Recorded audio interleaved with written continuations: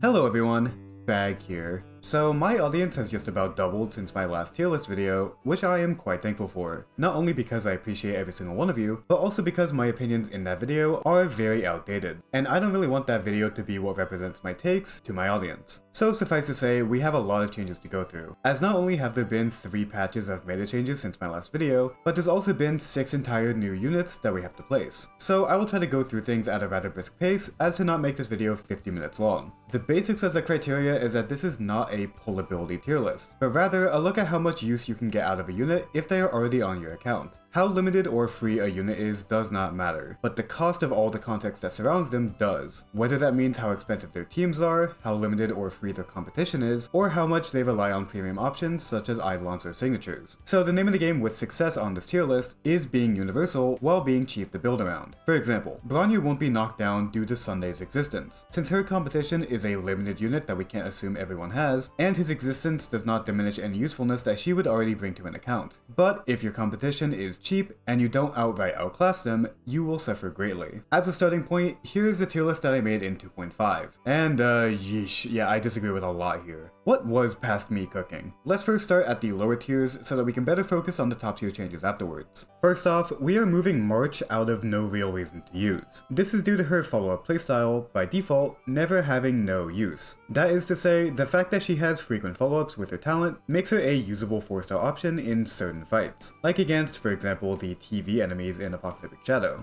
or if there's a certain turbulence buff that needs a high quantity of attacks. In those contexts, she can work with the likes of Mose, Topaz, or Fei Xiao, but this is all just very cope with how SP intensive she is. Don't get me wrong, she's still bad, but not bottom tier bad, I guess. The next jump up is Serval. She now has a designated niche as a support for the Herda, due to her very low ultimate cost and her E2 that gives her extra energy when hitting shocked opponents. If she uses the 3-star Lycone passkey, she can reach 1 turn all rotations, depending on the team and if she gets hit, which is genuinely very good. So I am treating her in that same useful sub-DPS niche as Mose or Hunt March, but she places just below them due to being more limited in how many niches she has, as she really only has 1. I'm also moving Welt up to being just above Gwenhyfen. This is where I accidentally placed him at the end of the last video, and to be honest, I think it fits him well. Welt Sustain is difficult to pull off, and for a lot of people it's too difficult to justify using, but there are genuine merits to it, especially since combining him with break teams can lead to good synergies with his delays, like with Ron May's double turn delay or Fugue's exo toughness. I would say his kit is the entire definition of awkward but usable. Shui also moves to the top of awkward but usable, as the introduction of both Fugue and Sunday lets her 4-star DPS capabilities be on the same level as Qingque, who has also gained a lot of value from making good use out of the more recent supports, aka Sunday. The trio of Shui, Qingque, and Blade are all on the cusp of being good, and if you give them enough investment then I would very much call them usable, but you still kinda have to go out of your way to use them. At least for now, they don't really have an actual strong niche that would move them up any further. Next up, it's one of the 5 moments you've all been waiting for. We are moving up Jing Yuan. He now exists as the most support dependent unit in the game, which makes me hesitate to put him too high, despite how strong he is with Sunday. I don't just rate units on how good they are in their ideal team scenario, but also with how costly and narrow that ideal team scenario is for your account. Unlike other units who desperately need a support that is at least somewhat replaceable, there is no replacement for Sunday. What you get out of Jing Yuan for your account is a very workable carry that has a secondary condition in order to properly function, which makes the average amount of utility that he can bring to an account rather inconsistent. So I will put him right below Gallagher, at least for now before we make future changes to this tier. And for the last change for this tier, I am actually going to be moving some units down from generally very strong. This is really nothing more than just a result of the rise of HP inflation, to where even with very high investment, these carries struggle to clear in a workable amount of cycles. With the utmost amount of love and care, they can still compete, but how easily a unit can get online is something I weigh very heavily here, and so that is their ultimate downfall. Dill, Jingliu, your time in the spotlight has ended, and I think it's at least a bit fair to say that the average account can get more out of the sub DPSs above them instead of trying to rely on them to clear content by their own merits. And while we're at it, I want to have a mask off moment where I can stop pretending that Dot is better than it actually is. I don't mean to be too harsh, but Dot really just has not had the best of times in the recent meta. They have their weakness that I previously docked in points for, which is their heavy reliance on premium options to stay competitive, specifically with Kafka, who has a similar situation with Black Swan that Jinyuan has Sunday. But now, even with those premium options, they just don't have enough to justify that investment outside of certain builds in Pure Fiction. Dot really has just gotten such a small amount of love since 2.0. As the requirements for fast clears get higher and higher, they just have less and less to show for themselves. For that previously mentioned comparatively strong niche in Pure Fiction, I'll keep them above Dill and Jingliu. But in actual performance, the gap between them and the cheap to invest in Clara is not as wide as you might expect. I don't want the top 2 tiers to just be filled with everyone who has ever been strong at some point. Power creep entails a changing of the guards in the meta. As more units get placed in the top, the exclusivity of these top tiers means that the units at the bottom of the 2 tiers will get kicked out over time. With that, we can finally focus on the very contentious top 2 tiers, where there are many needed adjustments. First, I'm going back on my original take on Topaz. In my very first tier list, I had her sizably above Haunt March, but with Mose's introduction in 2.5, I placed Topaz alongside him as I didn't see that noticeable of a difference between the two. Adhering to my own criteria, the cost of Topaz over these budget options does not matter on this list. If she is on your account, then you will use her over the other two, end of story most of the time. But I do think that I underestimated how much use you can get out of Topaz at E0S0. She is a far more flexible unit when compared to Mose in terms of switching targets between enemies, and her personal damage is just much higher than the likes of March. I'd say she sits firmly at the other end of the low budget wall that is Tingyun, Bronya, and Pela. Do I think she's better than Ratio now?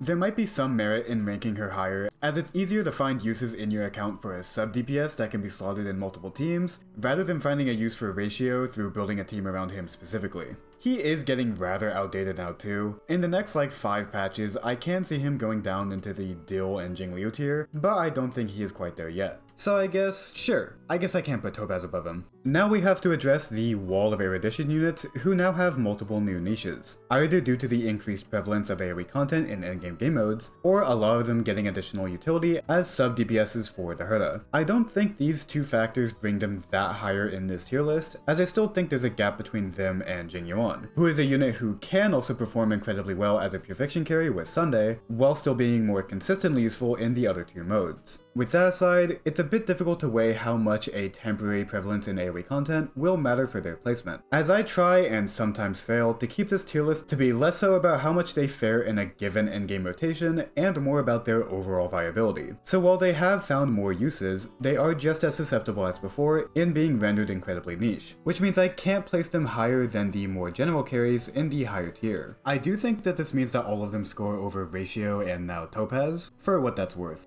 I'll say that all of them have the chance to end up in the highest tier depending on the direction that endgame content goes in the future, mostly in just how much more difficult Pure Fiction gets in the future, to see if that will justify calling them genuinely indispensable in the future for an account. Also, within the erudition units themselves, I think it's still a toss-up with who is more useful for an account between Jade and Himiko, as Jade got the extra utility with the Herda, while Himiko has gotten stronger thanks to Fugue. I think I will put Jade higher ultimately, as Jade is essentially a premium option that can help complete teams, while Himiko needs expensive premium options to get the most out of her. Without any weakness break efficiency or extra toughness, then she is still stuck being limited by her lack of an implant. I could honestly see this going either way though, they are very close in my eyes. Next, I have a pretty big jump in this tier list that is spurred by my own opinions rather than any changes in the meta, as I want to put Jiao Shu up to the top of generally very strong. I think I previously clouded my opinion on him in this list due to me confusing his strength with his pull ability. He may not be the most worth it premium option to go for,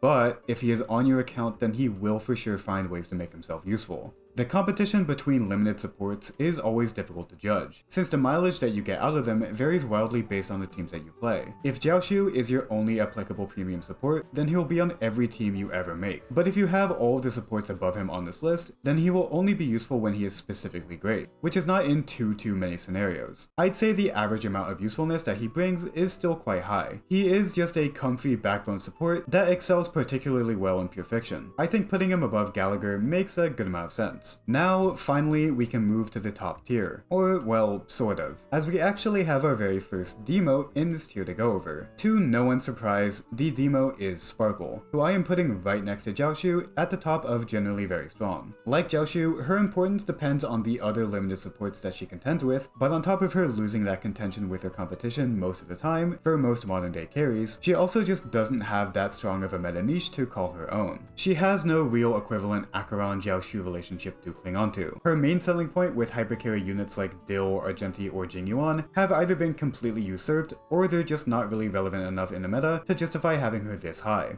Don't get me wrong, she is still an amazing unit, but her time in the spotlight has at least temporarily come to a close. We next check in on my most infamous take, that being the Fushuan agenda. As more and more teams want more and more specific sustaining options to make the most out of their niches, Fushuan still stands as a very strong generalist sustain, with her free crit rate and CC resist still being relatively uncontested by her competition. But from Aventurine to Huohuo to Ling Sha, they all have specific quirks in their kit that makes them excel in certain comps. And besides being able to run trend for Acheron, Fushuan does not really have an equivalent. I do still think she deserves to be at the top tier, but the age of looking at the face value of a character boons is over. It's instead time to face the fact that her generalized supporting capabilities deserve to be lower than her competition. Thus, I will put her below Ling Sha, who has seen much more usage thanks to both Fugue and the Herda loving her as teammates.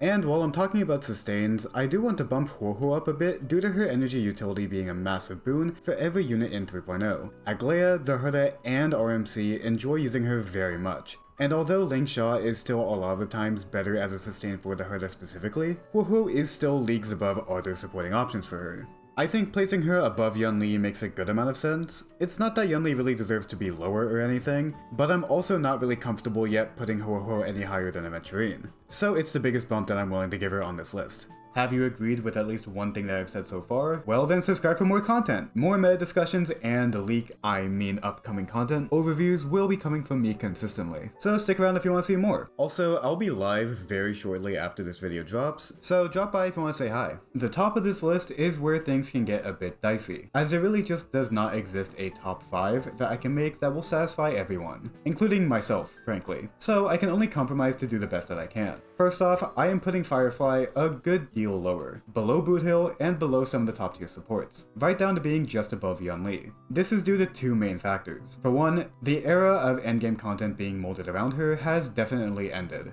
My previous tier list was right in the middle of the past, present, and future enemies showing up in every abyss, but now that she is no longer being specifically catered to, her performance has slowed down by a little bit. The other factor is the introduction of RMC. RMC is a good enough unit to where Firefly hogging Harmony MC is a genuine downside. Yes, Fugue exists essentially solely to solve that problem, but this would then tie her down as a carry that has a relationship with her supports in the same way as Sunday and Jingyuan, which is to say that she has a heavy reliance on limited supports to do anything meaningful. This has already existed with her and Ranmei, and now, depending on how much mileage you get out of RMC, it could also exist with Fugue. It's odd. Her team comp options and how cheap her team options were some of the largest strengths, but fast forward a few patches and she is now held back by them by a decent amount. She is still an incredibly strong carry, don't get me wrong, but she is no longer the absolute win button that she was on her release, especially when newer and more powerful carries have begun to take that mantle from her. This is the life of a carry in HSR.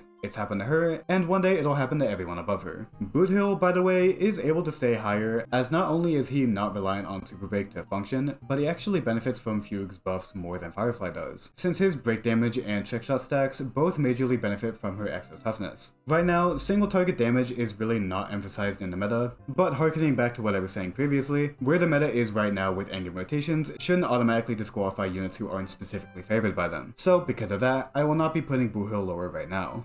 Lastly, before we get to the new placements, I have a change that many of you have seen as a long time coming. I will be moving Robin to the position of the number 1 unit, with Ranmei taking a temporary position as number 2. Robin's ability to advance for the entire team multiple times in a fight is just unmatched right now in the current meta, especially with her new ability to also advance forward memo sprites. Ranmei is still supremely important in enabling the all-powerful break comp. There really shouldn't be any downplaying of her, considering she is still the next best unit in the game in my eyes. At least before we start tiering the new characters, but that's neither here nor there. But with every new carry that comes out, Robin just finds more and more reasons to wedge herself as a top choice for their teams. I can't think of many account scenarios where you wouldn't be able to find multiple very impactful uses for her, unless if you're just supremely focused on break or something like that. Hell, she's even really good with dot if you care about that. Ranmei is the queen of break, Robin is the queen of everything else. We truly have been welcomed into her world. So here's the new tier list before we add in the 6 new characters that have come out since 2.5. Let's just go in the order that they were released. So first off, Rappa. Rappa might be the unit who I've had the most hard time placing out of anyone in this game, just because her usefulness is so volatile. For most carries, they are held back by their mode of damage being favored or unfavored by the meta, such as hunt units being weaker in AoE metas or vice versa. Rappa has an added layer of inconsistency due to her lack of an implant. It's very dicey to just rely on her innate toughness damage from her talent, and if/when the amount of imaginary weak or fire weak enemies starts to dwindle, then she will have a very hard time finding a use. Her damage when she works is very, very good, and right now her AoE damage is very well suited to the meta, but I just can't place her next to the other top tier generic carries simply due to the inherent limitations in her kit. And as one quick addition that I want to add on to this while editing, it should go without saying that Rappa shares a lot of the teammate struggles that Firefly has, with her over-reliance on Ranmei and/or maybe Fugue to deal proper consistent damage and breaks. While having some cheap teammates such as HMC and Gallagher is nice, the little amount of wiggle room with getting her online is a bit of a problem. Every top carry has this problem to an extent, but I think these two, along with Jingyuan and Kafka, are the largest examples of it. She's definitely in the top tier, but I would put her in Yunli's tier, in being pretty dependent on the enemy formation to work, but with the potential to be extremely applicable to any endgame modes if the stars align for them. Next, we have Sunday. Oh boy, another extremely universal support that both has an extremely powerful niche and plenty of uses outside of that niche. I am rather comfortable in putting him above Ranmei, and that is with the stipulation that he has the potential to be even more solidly placed here as more summons and Memosprites are introduced. Funnily enough, he is essentially in the same situation that Ranmei was in 1.6. The dawn of the summon meta is finally in view, besides 3.1 that doesn't have any remembrance units, so him being this high despite his full potential still being far from unlocked is a great sign. To go back to my earlier comparison, if Ranmei is the break queen and Robin is the everything else queen, Sunday is then the sub everything else queen, king, whatever, you get what I mean. He is an extremely universal option that can be slotted into just about any team besides the obvious exceptions. He really has no actual flaws as a unit. His boons are just not as powerful as Robin's when it comes to how much she can fundamentally improve a team. Still, turn advancements, buffs that last multiple turns, energy funneling that's great for low and high energy carries, he really is the complete package. He just needs some time for his niche to emerge in order to reveal his true,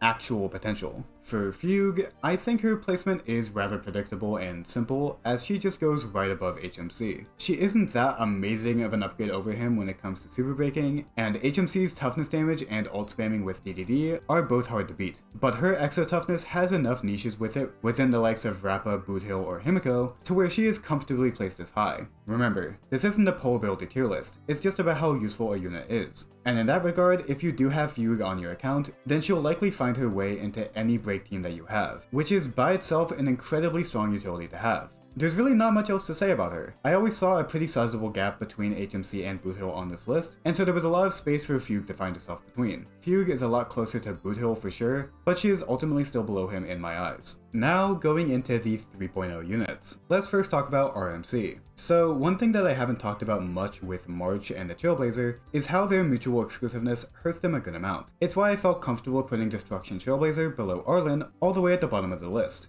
RMC's inclusion makes HMC a fundamentally weaker unit, as he is more difficult to justify using as RMC gets more and more reasons to be used. This isn't enough for me to put HMC down any placements, but it will affect RMC's initial placement. Like Sunday, his niche of buffing Memosprites is definitely not fully realized yet, and his infrequent action advances can be kind of hard to play around. But man, proportional true damage is just so much guaranteed value. Giving it to a free unit is kind of insane. The quantity of teams that want him is just not the same as the entirety of the Super Break niche, and I'd say he's at least partially less useful for an account than the Swiss Army knife that is Yunli. You know what, a part of me feels like I'm still underrating Ling Xia a bit too much, so as a gesture of goodwill, I will put RMC right below her, furthering how low Fushuan is in the highest tier. For the Herda, I have been known to say that I think that she is the best carry in the game right now, and after being able to use her for a good while with both cheap and premium teams, I am now more confident in that opinion. You can only rate a carry so high with how finite their lifespan is as a powerhouse in the meta, but her ability to work so well without any amount of investment is just something that cannot be overstated. An account is just straight up improved by having her. She is a constant baseline strength as a check for pure fiction, while excelling in any content in the other modes that is not strictly single target. This should come as no surprise, but I am comfortable placing her as the number 2 unit in this game. Above Sunday by just a little bit, but still ultimately below Robin. The last unit to cover is Aglaea, who is very difficult to place. She is kind of the opposite of the Herda, in that her strength is very high when she is given the correct tools, but she is rather dependent on at least some of her premium resources to not be majorly scuffed. As I said in my video going over her teammates, if you have none of her E1, Ho or Sunday, she loses a lot of her strength. Yes, Robin and RMC can still be used on her, but cycling her ultimates will become just so much more difficult. There is a strict cutoff point in her investment level that separates her strength. It's pretty clear that she is just made to be a reward to those who invested in Sunday in order to prepare for the Remembrance niche, as she just works a little too well with him. To reiterate, her strength when she is put into her best team is very high. Proper speed tuning and rotation planning between her, Sunday, and RMC or Robin can make her an absurdly strong unit. So right now, I'd say that she is comfortable next to Fei Xiao and Acheron, who are also in desperate need of specific units to get their true strength. While I do think Aglaea will perform much better than them in their respective optimal scenarios, I do also think that she will perform noticeably worse in equally unoptimal scenarios. So all of that is to say that I will, for now, put her above Acheron but below Fei Xiao. If it turns out that my take on her before she's even officially released is wrong, and it turns out that Gallagher and Tingyun and RMC are all that you need to make her a tier 0 carry, then I will update my opinions in the pinned comment with a readjustment of her placement. But for now, here she stands. Okay, this ended up being a lot longer than I wanted it to be, but with how contentious these tier lists can be, I guess I just wanted to be thorough with my takes so that if you disagree with them, you at least know what you're disagreeing with. And please disagree away. This tier list will not be the same as literally any of yours. I, in some part of this list, will disagree with everyone watching this. This is just how I view the meta from my own criteria, and from my own perspective of the value that each unit brings. I don't own every unit, I haven't played every team, and I don't claim to know everything that there is to know about this game's meta. But I have done my best, and for now, I am satisfied with the end product. Make sure to subscribe if you enjoyed this video. I hope each and every one of you have a great rest of your day. Bye!